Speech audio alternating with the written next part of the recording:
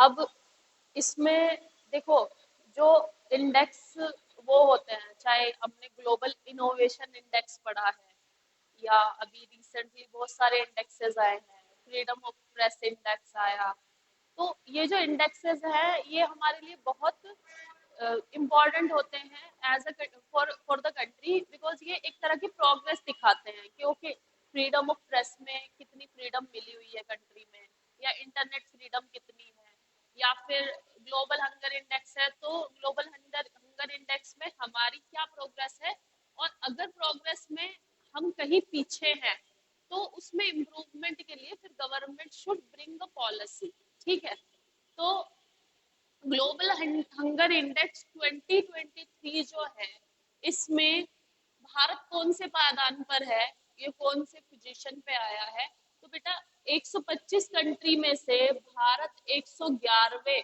पायदान पर है। और this is the concern for us, क्योंकि बेटा अभी भी हमारा जो स्कोर है वो 28.7 है। 28.7 जो स्कोर होता है वो सीवियर हंगर की कैटेगरी में आता है। ठीक है, सीवियर हंगर मतलब कि बहुत ज्यादा हंगर है कंट्री में। हंगर मतलब क्या होता है, what is hunger? You are feeling hungry, तो व्हाट आर यू फीलिंग? हाँ, तो ये है विश्व भूख सूचकांक। हंगर मीन्स कि कितने बच्चों को फूड अवेलेबल होता है, कितनों को नहीं होता।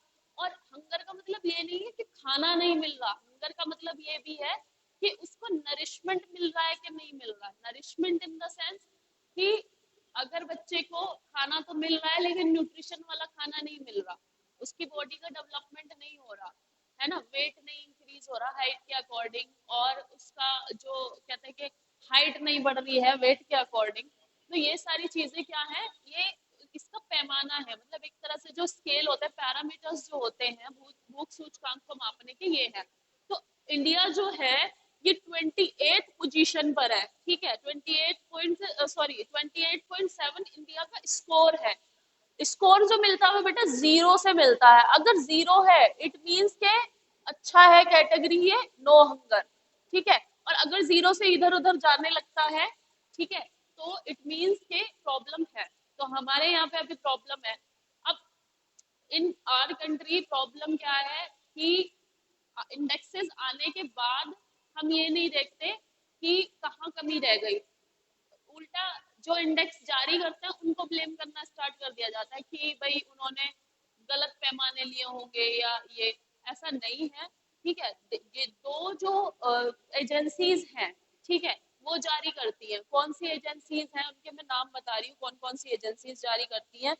ये है, एक तो आयरिश एड एजेंसी है, कंसर्न वर्ल्ड वाइड। ठीक है, ये बहुत इंडिपेंडेंट एजेंसी है। एक तो एजेंसी है कंसर्न्स वर्ल्ड वाइड। ठीक है, ये आयरलैंड की एजेंसी है। और एक है बेटा जर्मन, एक एजेंसी है जर्मन एजेंसी, और जर्मन एजेंसी जो है, जो ये दोनों मिलके ये वाला इंडेक्स तैयार करते हैं। इसका है जर्मन ऑर्गेनाइजेशन है वेल्ट हंगर हिल्फे। ये अपनी लैंग्वेज में बेटा पता नहीं कैसे पढ़ते होंगे इसको, लेकिन हमें जो दिख रहा है वैसे ही पढ़ेंगे, वेल्ट हंगर हिल्फे। हिल्फे पढ़ते हैं, हिफे पढ़ते हैं, जो भी जैसे भी वो पढ़ते होंगे। तो वेल्ट हंगर हिल्फे और कंसर्न वर्ल्ड वाइड जो है, ये दो ऑर्गेनाइजेशन है। एक आयरलैंड की है ऊपर वाली और नीचे वाली है जर्मनी की। तो ये इस इंडेक्स को जारी करते हैं। ठीक है, और ये डिफरेंट डिफरेंट पैरामीटर्स लेते हैं कि अंडर नरिशमेंट कितना है, एनीमिया कितने बच्चे हैं। तो इसमें इन्होंने इस रिपोर्ट में बताया कि इंडिया में अंडर नरिशमेंट जो है वो 16.6% है, यानी कुपोषण। ठीक है, कुपोषण जो है अंडर नरिशमेंट कितना है, 16.6, ये भी हाई है। और इसके साथ साथ अगर हम उसकी बात करें, ये जो अंडर 5 मोर्टेलिटी रेट, 5 साल से कम उम्र के बच्चे की जो डेथ हो जाती है, वो जो रेशियो हमारी कंट्री में है, वो परसेंटेज जो है 3.1% है। यानी आप 100 का निकाल लो 3.1%, क्या 100 में से 3.1% जो है बच्चे वो 5 साल से कम उम्र में ही उनकी डेथ हो जाती है due to lack of nourishment, lack of food, कुपोषण की वजह से। जब कुपोषण रहेगा तो बीमारी जल्दी पकड़ेगी, अब बीमारी जल्दी पकड़ेगी तो बच्चे की डेथ हो जाएगी, इम्यूनिटी शरीर में बच्चे के रहती नहीं है, ठीक है। और अंडर नरिशमेंट के बेटा सिर्फ एक अकेला फूड ही कारण नहीं है, फूड के साथ साथ और चीजें भी इसका कारण है, हम उस ओर ध्यान नहीं देते हैं, ठीक है। हालांकि गवर्नमेंट की पॉलिसीज हैं जो कि उस ओर ध्यान दिया जा रहा है, जैसे कि कम उम्र में बच्चों की शादी कर देते, चाइल्ड मैरिज, और child marriage is still prevalent in India unfortunately. Child marriages हो जाती हैं, हमें पता नहीं लगता, ठीक है, वो कह देते हैं नहीं बच्चा 18 साल का बच्चा है कोई नहीं। और आधी जगहों पे कौन देखेगा जाके कि ये कितनी 18 साल के, कोई चेक कर रहा है किसी को कि बच्चा कितने का। तो छोटी छोटी उम्र में बच्चों की शादी हो जाती है। अब शादी के बाद क्या होता है, बच्चों में उतनी इम्यूनिटी होती नहीं है, फिर उनके बच्चे होते हैं, बच्चे होने के बाद जो बच्चा है वो तो अंडर नरिशमेंट होगा ही उसको। जब चाइल्ड चाइल्ड ही प्रोड्यूस करेगा तो उसमें अंडर नरिशमेंट तो होगा, ठीक है। तो उस अंडर नरिशमेंट की वजह से क्या होता है, बच्चों की डेथ 5 साल से कम उम्र में ही हो जाती है, ठीक है। ये बहुत सीरियस टॉपिक है ग्लोबल हंगर इंडेक्स का, लेकिन बेटा ऐसा नहीं है कि हम कुछ नहीं कर रहे हैं। हमारी कंट्री में तुमने देखा है कि कोविड-19 के टाइम पे वो प्रधानमंत्री गरीब कल्याण योजना लॉन्च हुई, उसके बाद में फिर हमारे यहाँ पे वो लॉन्च हुआ था कि फूड जो है फ्री मिलेगा, राशन, ठीक है। चने थे, मतलब चना गेहूं ये सब जो फूड है वो इतने टाइम पीरियड के लिए फ्री दिया जाएगा, तो ये भी काफी ऐड करने में सफल रहा। बट उसमें मैं फिर अगेन एक और चीज बताऊंगी बेटा, जो जो राइस है या जो ग्राम है और उसके आगे वीट है, यही चीजें दी जाती है बस, वीट राइस ग्राम। उसके अलावा भी बेटा और ज्यादा जो न्यूट्रिएंट्स चाहिए होते हैं उनकी जरूरत होती है, वो कहाँ से आएंगे, वो फ्रूट से आएंगे, वेजिटेबल से आएंगे। बट बहुत सारी पॉपुलेशन ऐसी है जो फ्रूट्स भी अफोर्ड नहीं कर सकती है, ठीक है। जैसे स्लम्स में तुम देखो, कहीं और जाने की जरूरत नहीं है, हमारे ही आसपास बहुत सारी स्लम्स है, जो झोपड़ी पट्टी होती है, यहाँ पर जो लोग रहते हैं तुम देखो कितना कितना खाना खाते होंगे वो, शायद एक दिन में मिल गया, कुछ नहीं मिल गया, ठीक है। तो ये जो प्रॉब्लम है ये ज्यादा सीरियस है, ठीक है। गेहूं चावल ये तो सब खा रहे हैं, बट जो न्यूट्रिएंट्स जहाँ से आएंगे, जैसे कि प्रॉपर आपकी बैलेंस डाइट होनी चाहिए, उस बैलेंस डाइट में आप में फ्रूट वाइटामिन होने चाहिए, वेजिटेबल्स होने चाहिए, उसमें प्रोटीन जरूर होना चाहिए, कार्बोहाइड्रेट में से जैसे राइस वगैरह हो गया या गेहूं, चलो रोटी तो हम लेते ही हैं वो तो है, और उसके साथ साथ उसमें दूध, जो फुल फिल जो मील है, फुल मील जो है दूध, वो जरूरी होता है, बट हमारे यहाँ पे नहीं होता उन बच्चों को अवेलेबल। और अब तो ये पैकेट दूध और चल गया है, इसने और नाश कर दिया सच बताऊं तो, क्योंकि ये बन कैसे रहा है पता नहीं चल रहा, कहाँ से कैसे बन के आ रहा है, प्योर है भी या नहीं है, ठीक है।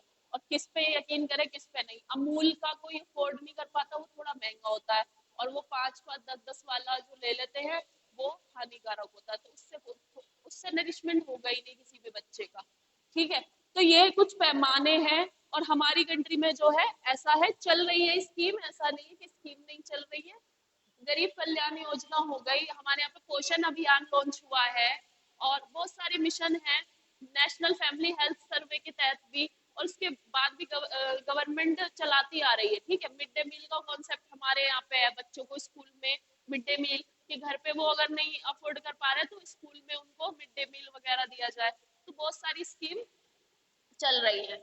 बाकी रैंक याद रखनी है, और नेक्स्ट देखेंगे 141वां इंटरनेशनल ओलंपिक कमेटी की जो ये मीटिंग है कहाँ आयोजित की जाएगी, तो ये बेटा भारत में मुंबई में होगी ओलंपिक और उसकी कमेटी की मीटिंग, ठीक है। ये भारत में होगी, इसके बारे में मैं थोड़ा सा बता देती हूँ तुम लोगों को ताकि थोड़ी क्लैरिटी रहे। तो बेटा ओलंपिक जो है, हाँ, ये 15 से 17 अक्टूबर के बीच होगी ये वाली मीटिंग, 15 से 17 अक्टूबर के बीच होगी, और ये बेटा मुंबई में कुर्ला में होगी, ठीक है। कुर्ला वहां पे कोई स्थान है, वहां पर ये बांद्रा या जिसे बैंड्रा कह देते हैं, ठीक है। तो वही बांद्रा में कुर्ला में ये मीटिंग होगी। किसकी मीटिंग है? इंटरनेशनल ओलंपिक कमेटी की मीटिंग। ये वही इंटरनेशनल ओलंपिक कमेटी है जो कि ओलंपिक्स गेम जो है वो ऑर्गेनाइज करवाते हैं। और नेक्स्ट ओलंपिक गेम हमारे 2024 के कहाँ पर होंगे? पेरिस में। ठीक है, तो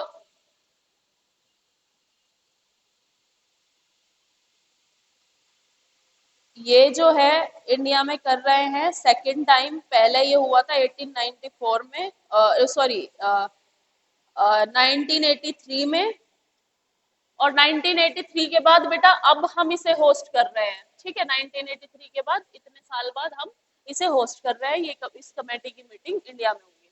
हाल ही में चर्चित डिलीट बिल का संबंध किससे है? डिलीट बिल क्या है ये मैं तुम्हें बताती हूँ। कैलिफोर्निया का नाम सुना है? कहाँ पर है कैलिफोर्निया?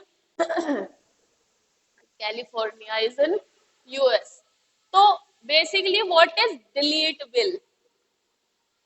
हमारे कंट्री में और अमेरिका में सिस्टम थोड़ा अलग है। अगर हम कंपेयर करते हैं अपने उसमें कंट्री में क्या है और कैलिफोर्निया यानी कि यूएस में क्या है, तो हमारी कंट्री में बेसिकली क्या है बेटा, हमारे यहाँ पे अगर पार्लियामेंट कोई लॉ पास कर रही है, it means state should implement that law.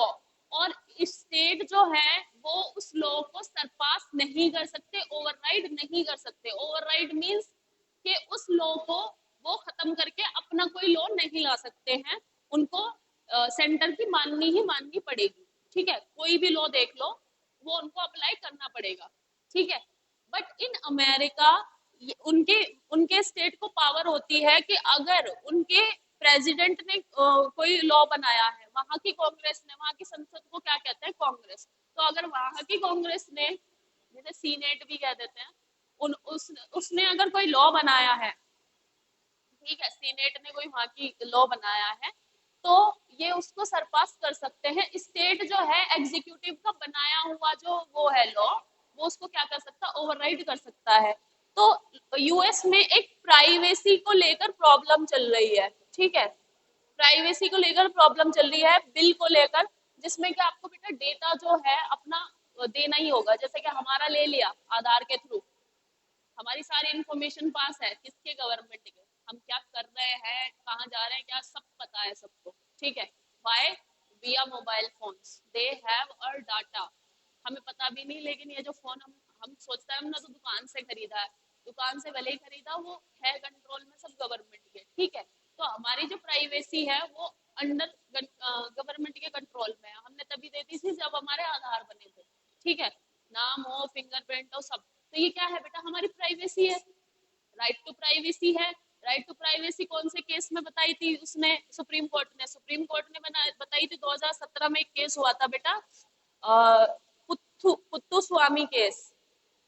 तो पुत्तु स्वामी केस जो थे, जस्टिस पुत्तु स्वामी का जो केस था राइट टू प्राइवेसी वाला, इसमें उन्होंने जजमेंट दिया था कि हाँ, right to privacy is also part of article 21 right to life and personal liberty. ठीक है, तो राइट टू प्राइवेसी जो है इसको सेव रखने के लिए कैलिफोर्निया ने क्या किया है? डिलीट बिल लेकर आया। डिलीट का मतलब है अगर तुम नहीं चाहते कि मेरी ये इन्फॉर्मेशन किसी के भी पास रहे, तुम उसे डिलीट कर सकते हो अपनी मर्जी से। तुम्हारे पास ऑप्शन है और गवर्नमेंट तुमसे ये नहीं कहेगी कि क्यों किया। ठीक है, आधार का एग्जांपल लेते हो, तुम चाहते हो कि गवर्नमेंट के पास मेरी फिंगरप्रिंट ना हो, ठीक है, या आइरिश ना हो, तो तुम उसे डिलीट करवा सकते हो। ठीक है, बट ये मत सोचना कि यहाँ हो जाएगा, यहाँ नहीं, कैलिफोर्निया में करवा सकते हो। ठीक है, तो भारत में नहीं होगा। तो भारत में तो तुम आधार का नंबर चेंज करवाओगे तब तुम्हें 100 चक्कर काटने पड़ेंगे। ठीक है, तो कैलिफोर्निया में हुआ है, डिलीट बिल इंट्रोड्यूस हुआ कि कोई भी इंफॉर्मेशन अगर तुम नहीं चाहते कि कोई भी ले, तो तुम उसे डिलीट कर सकते हो अपनी मर्जी से और गवर्नमेंट उसमें कुछ नहीं कहेगी। लेकिन ये अप्लाई बस कैलिफोर्निया स्टेट में होगा और कहीं अप्लाई नहीं होगा। किसी और स्टेट को अगर करना है तो वो अपना नया बिल लेकर आए। ठीक है, तो कैलिफोर्निया ने अपने स्टेट में ये अप्लाई किया। नेक्स्ट है आईएमएफ इंटरनेशनल मॉनेटरी फंड में भारत का ग्रोथ रेट कितना बताया? तो बेटा इंटरनेशनल मॉनेटरी फंड जो है ये इंटरनेशनल ऑर्गेनाइजेशन है, इसने भारत का ग्रोथ रेट बताया है 6.3%। ग्रोथ रेट किस टर्म्स पे बताते हैं कि बेटा हमारा ट्रेड कितना अच्छा होगा, हमारी इकोनॉमी कैसी है, हमारे हमारा ट्रेड घाटे में तो नहीं जा रहा है।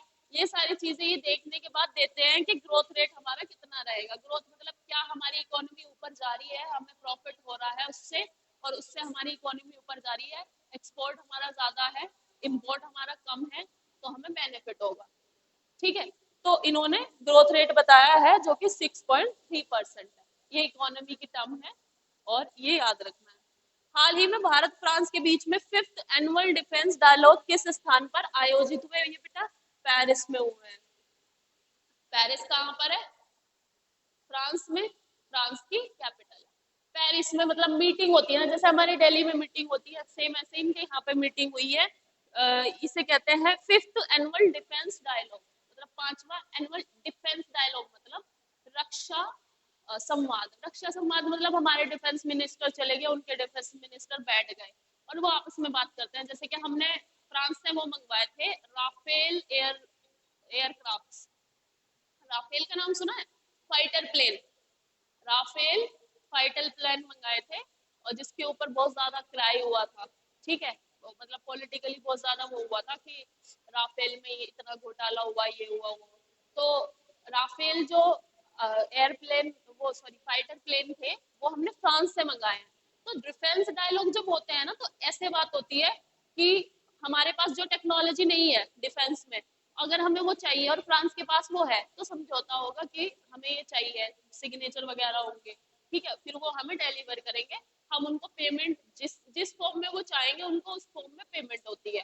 ठीक है, अगर उसके बदले उनको कुछ चाहिए तो हम उस पे एग्री कर जाएंगे उनकी शर्तों पे। और अगर पैसा ही चाहिए तो ऑब्वियस सी बात है, फिर हमें उन्हें पैसा देना पड़ेगा, उसके बदले में हम वहां से वो खरीद लेंगे चीज। ठीक है, जैसे कि राफेल का एग्जांपल लेते हैं, तो यही होता है डिफेंस डायलॉग में, इससे ज्यादा कुछ नहीं होता। ठीक है, कि हमें टेक्नोलॉजी चाहिए, आधे से ज्यादा तो बेटा फॉरेन टेक्नोलॉजी है, तो वो हमें, लेकिन हमें, खैर हमारे यहाँ पे इतना वो नहीं है, लेकिन इसराइल का आयरन डोम सिस्टम भी होना चाहिए हमारे पास। ठीक है, वर्ल्ड साइट डे कब होता है? वर्ल्ड साइट डे यानी विश्व दृष्टि दिवस, ये कब मनाया जाता है और कब सेलिब्रेट होता है या कब इसे ऑब्जर्व करते हैं?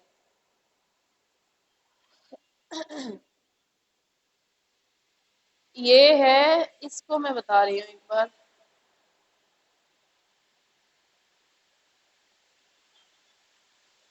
इसमें, हाँ, अब इसमें जो है ना, ऐसा नहीं है कि हर साल 12 अक्टूबर को मनाया जाता है, इसका ये है 2023 में। तो जो 2023 में ये 12 अक्टूबर को मनाया गया है, ये हर साल जो है अक्टूबर के सेकंड थर्सडे को मनाया जाता है। सेकंड थर्सडे को, है ना, अक्टूबर में जो भी सेकंड थर्सडे आएगा उसकी जो भी डेट होगी उस दिन वर्ल्ड साइट डे मनाया जाता है। ठीक है, है, ये WHO ने लॉन्च किया है। कैसे?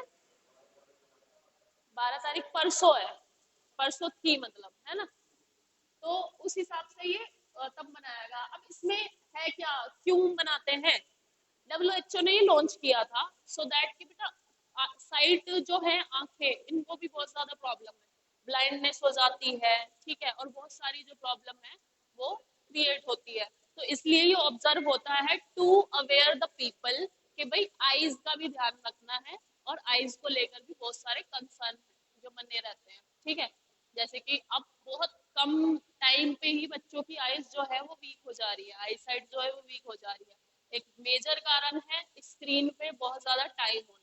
ठीक है, स्क्रीन पे जो टाइम, उससे ब्लरी विजन होता है, और ब्लरी विजन धीरे धीरे किस में कन्वर्ट होने लगता है? साइट लॉस में। ठीक है, तो एक टाइम पे आके वो ब्लरी विजन साइट लॉस में, तो इसलिए इसको ऑब्जर्व किया जाता है सो दैट कि वो, और इस दिन जो है इस दिन फ्री में आप आई टेस्ट वगैरह भी करवा सकते हैं, ऐसा है। ठीक है, क्राइटेरिया, बट डेट याद रखना कि इस बार कितनी उसमें मनाया गया। ठीक है, नेक्स्ट है, हाल ही में रोजगार प्रयाग पोर्टल कहाँ लॉन्च हुआ? ये उत्तराखंड में लॉन्च हुआ है, रोजगार प्रयाग पोर्टल। और रोजगार प्रयाग पोर्टल का मतलब है कि बेटा उत्तराखंड, वहां के चीफ मिनिस्टर है पुष्कर सिंह धामी। उत्तराखंड के चीफ मिनिस्टर कौन है? पुष्कर सिंह धामी। ठीक है, तो पुष्कर सिंह धामी जो है उत्तराखंड के चीफ मिनिस्टर, इन्होंने ये पोर्टल लॉन्च किया है जिसका नाम है रोजगार प्रयाग पोर्टल। और ये यूथ फेस्टिवल 2023 में जो परेड ग्राउंड हुआ है देहरादून में, वहां पर इन्होंने लॉन्च किया है। देहरादून क्या है? उत्तराखंड की राजधानी। तो उत्तराखंड की राजधानी जो है देहरादून में, वहां पर इन्होंने ये लॉन्च किया है। और जैसे कि रोजगार से पता चल रहा है, तो इट मीन्स कि it is related to employment. ठीक है, जॉब इंफॉर्मेशन प्रोवाइड करने के लिए। भाई पोर्टल का मतलब क्या है कि ये एक तरह का ऐप टाइप में है, मतलब जो फोन में एप्लीकेशन होती है वो, इस पे जॉब के बारे में इंफॉर्मेशन वगैरह प्रोवाइड की जाएगी। ठीक है, एम्प्लॉयमेंट से रिलेटेड।